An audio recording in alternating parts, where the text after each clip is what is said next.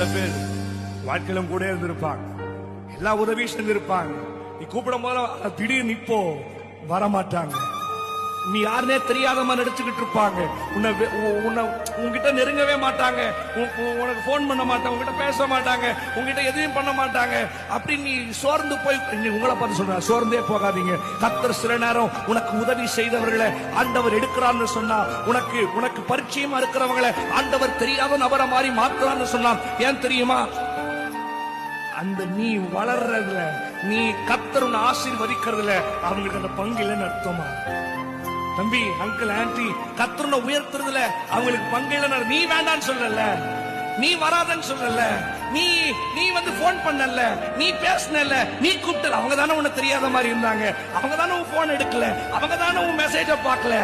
நீ சொல்லல, நீயே சொல்லியும் அவங்க வராம இருக்கிறாங்கன்னா அது உன் நல்லதுக்கு. யாரு வராங்களோ இல்லையோ, எவன் வராமோ இல்லையோ, எவங்க வாழ்க்கையில இருக்கிறாங்களோ இல்லையோ, ஏசு போதும்.